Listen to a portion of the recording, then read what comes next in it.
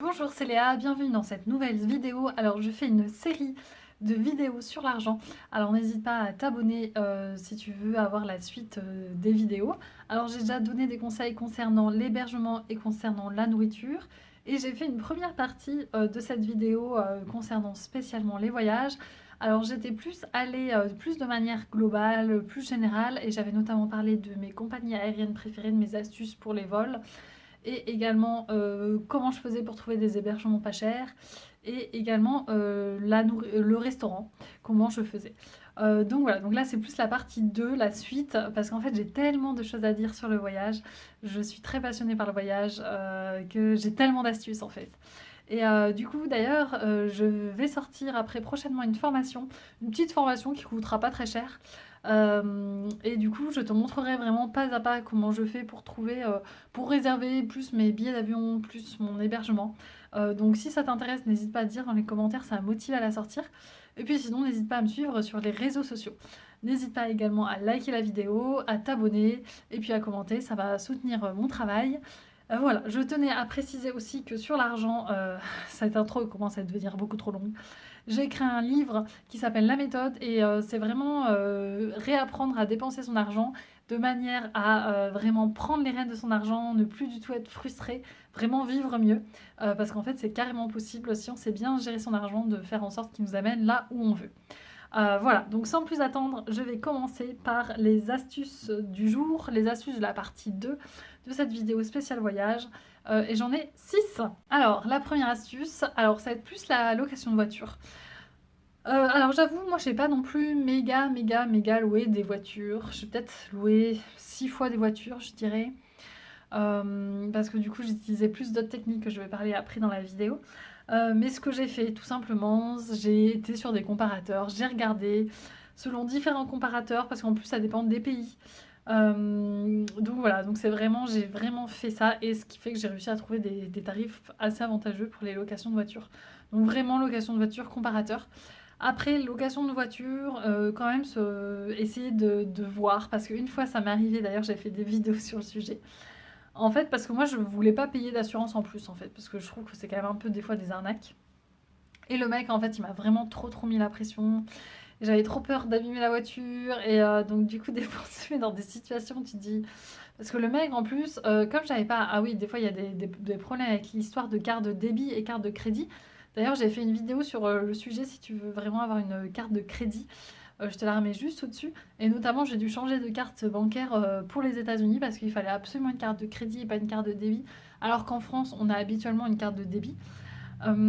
Et donc, bref, une fois, j'ai dû donner la caution. Genre, j'ai dû donner, je sais plus combien c'était, je crois, 2 000 € au mec en cash. Le mec, il a retiré 2 000 € de mon compte. Et du coup, bah, pendant une semaine, j'ai serré les fesses. J'avais trop peur d'avoir un problème, que la voiture soit abîmée. Donc bien se renseigner, parce que des fois on sait pas en fait, des fois on sait pas trop à l'avance, des fois on a une super assurance incluse et on doit la rendre sale la voiture, et des fois non, on n'a pas d'assurance, il faut qu'on la rende propre. Enfin c'est toujours un peu mystérieux cette histoire de voiture, donc essayez de faire attention. C'est vrai que l'idéal c'est quand on a tout inclus, que hop on récupère la voiture, c'est ultra tranquille, on la rend sale, c'est nickel, et c'est vraiment la simplicité. Après moi j'arrive toujours à trouver des tarifs quand même pas très chers pour les locations de voitures. La deuxième astuce, c'est des fois, en fonction de la destination, le temps aussi que vous y êtes, c'est vraiment utiliser le réseau des transports en commun, les réseaux de bus, parce que des fois, ça vaut pas trop le coup, hein. Moi, ça m'est déjà arrivé sur des destinations que louer une voiture, c'était limite 40 € la journée, alors que les hébergements, c'était à 30 € la chambre double. Donc tu te dis, mais attends, ça coûte plus cher que l'hébergement d'avoir une voiture, ça vaut pas trop le coup. Et après, en fonction du nombre, hein, je sais que des fois, avec mon copain, on a déjà pris que pour nous deux la voiture. Ça nous est arrivé notamment en Martinique, à Lanzarote, à Tenerife. Donc à deux, ça a été assez avantageux, mais des fois, bah, en fait, à quatre, c'est peut-être plus avantageux. Par exemple, aux États-Unis, on a pris une voiture, mais on était quatre. Et puis forcément, bon, on n'aurait pas pris la même voiture à deux et à quatre. Regardez un peu les gammes, vraiment de quoi vous avez besoin niveau taille. Parce que bon, des fois, enfin, vous avez vraiment besoin d'une petite voiture, parce que notamment si vous avez suivi mon astuce des bagages en soute et que vous en prenez pas, une petite voiture, ça suffit largement. Donc bref, tout ça pour dire que prendre le bus, ça revient des fois carrément moins cher, surtout si par jour ta location de voiture te revient à 40 euros. et que ça te dérange pas de prendre le bus. Et en plus, le fait de prendre le bus, c'est quand même assez avantageux. Ça dépend quel type de voyage vous faites, mais moi notamment, je fais pas mal de randonnées et en fait, ça arrive plein de fois que, notamment aux Açores, c'était plein de fois comme ça. En fait, il y a le départ d'une randonnée à un point A et l'arrivée à un point B, et c'est déjà quand même une belle randonnée. Et en fait, c'est pas spécialement prévu que tu fasses l'aller-retour, en fait. C'est pas prévu comme ça. Et du coup, dans ces cas, je suis là, mais en fait, on aurait pris une voiture de location, ouais, mais sauf qu'après, t'es embêté avec ta voiture, en fait, c'est plus un frein qu'autre chose. Donc moi, je sais que comme j'aime beaucoup la randonnée, je suis assez bus. La troisième astuce, c'est ne pas hésiter à faire du stop. Alors après, ça dépend des pays, mais des fois, c'est la facilité, hein. Là, par exemple, on était à Madère. Le bus, alors en fait, le bus pour aller de Funchal à, je sais plus comment ça s'appelle, Porto Moniz, donc qui est la pointe nord-ouest de l'île. Le bus mettait 3h10. En voiture, c'était 1 heure. Alors après, on était content parce qu'en fait, on est vraiment passé par tout le littoral, on a bien tout vu, surtout quand t'es dans un bus, tu vois bien le paysage. C'était pas mal. Mais après, moi j'étais là, non, je me retape pas 3h10 de bus dans l'autre sens. Là, c'était vraiment exagéré, c'était vraiment trop long. En plus, moi j'ai un peu la nausée, enfin, j'étais pas très à l'aise dans ce bus.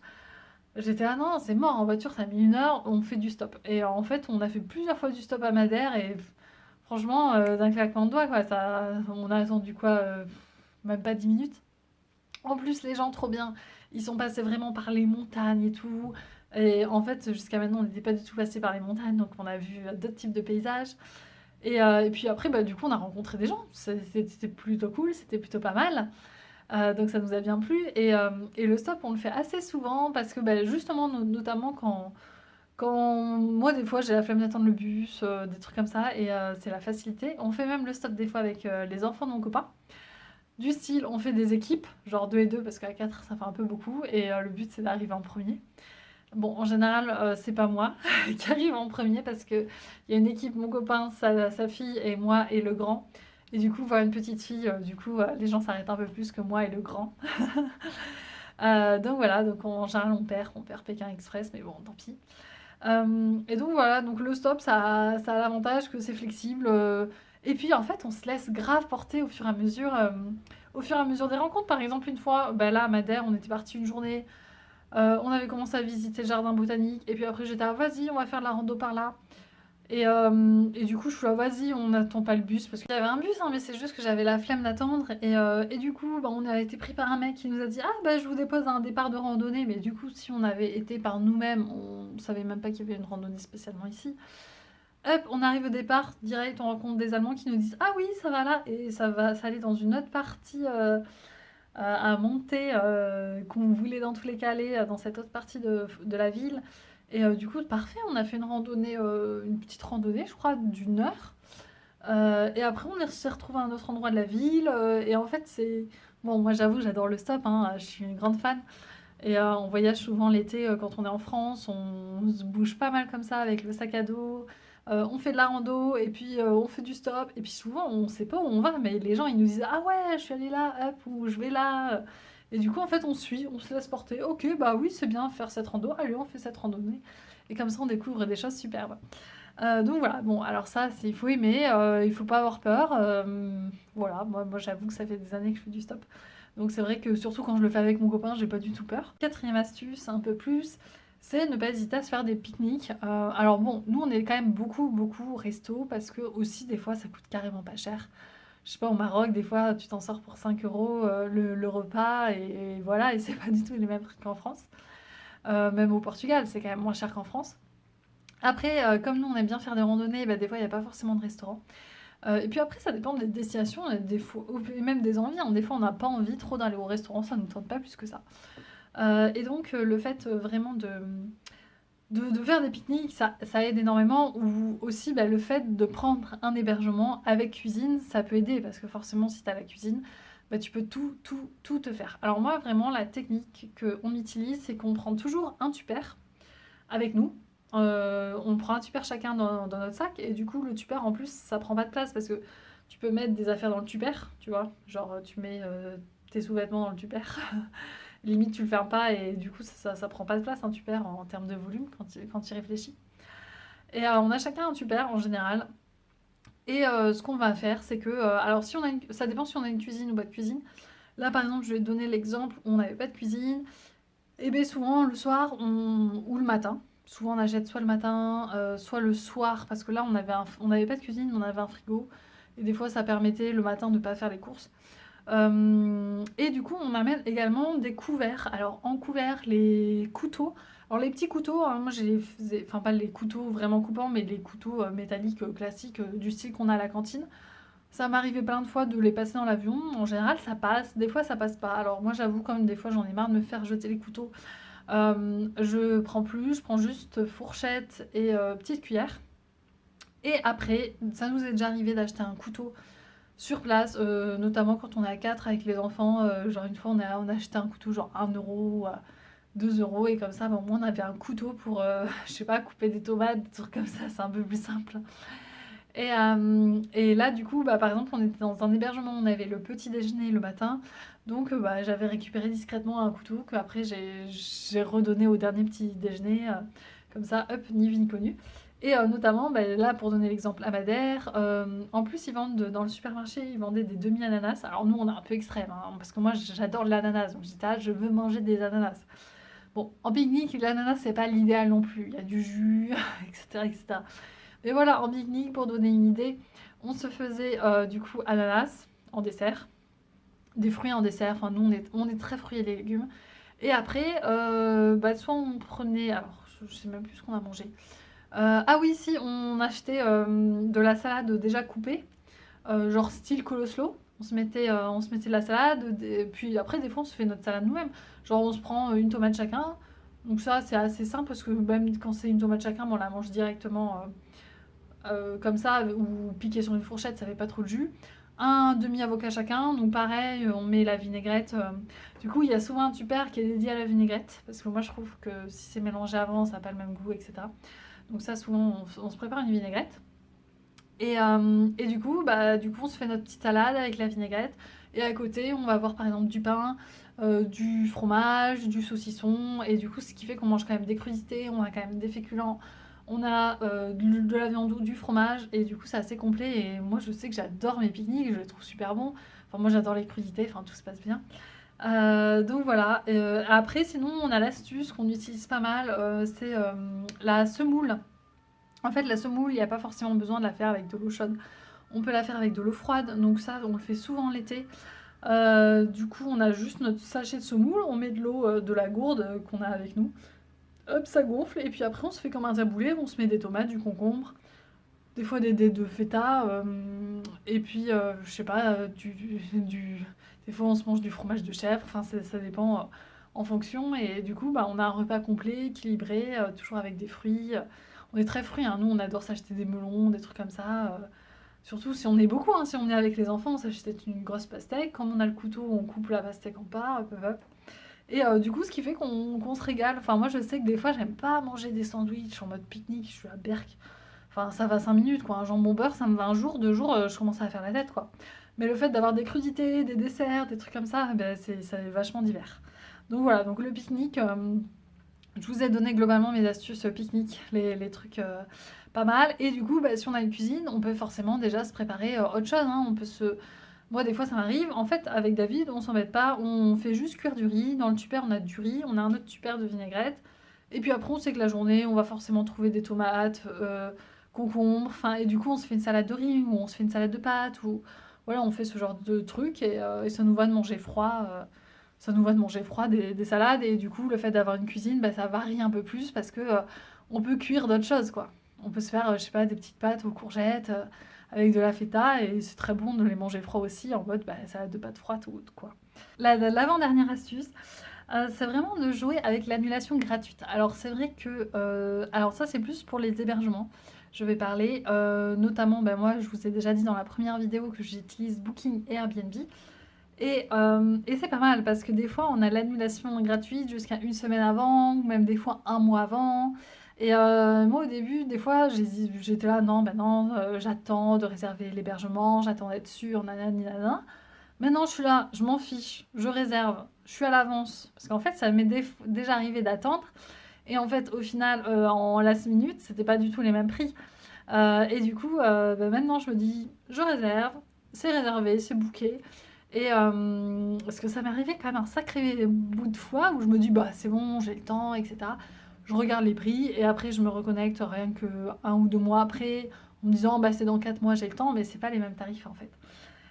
Donc maintenant je réserve comme j'ai l'annulation gratuite, je m'en fiche. Par exemple là, je vous ai déjà dit dans la première vidéo, j'ai pris des billets pour Barcelone avec ma sœur et du coup on s'est dit: «Bah, on aimerait bien», je vais d'ailleurs en parler dans la dernière astuce, mais on aimerait bien dormir chez Habitant et cetera pour que ça soit, vraiment convivial, vraiment rencontrer des gens. J'ai dit: «Bon, bah, OK, on s'en fiche, on réserve et puis au pire, on annule, en dernière minute» et au final, on a proposé à ma mère et à mon frère de venir et à mon frère, au final, qui est chaud donc du coup et beh, s'il vient et beh, au pire, on annulera et on réservera pour 3 et en fait, le fait d'annuler, beh, tu dis: «Bon, bah, en fait, mieux vaut prendre tant que c'est pas cher» et puis, en fait, au pire, j'annule et puis des fois, ça peut être bien de prendre plusieurs possibilités. À un moment, j'étais: «Ah, est-ce qu'on veut rester 3 jours dans cette ville ou est-ce qu'on veut rester une semaine?» Parce qu'on avait un événement cette semaine-là et du coup j'étais là, on sait pas, on sait pas. Du coup j'ai réservé plusieurs possibilités. J'ai réservé 3 jours dans cette ville et 3 jours dans la plus grande ville et j'ai réservé les 6 nuits dans cet endroit et je me suis dit bah on va voir, on va aviser, je vais me renseigner et puis je verrai, je vais voir en fait en fonction des envies. Ce qui fait que là, par exemple, on a déjà réservé un hébergement pour septembre prochain, donc quasiment 10 mois à l'avance.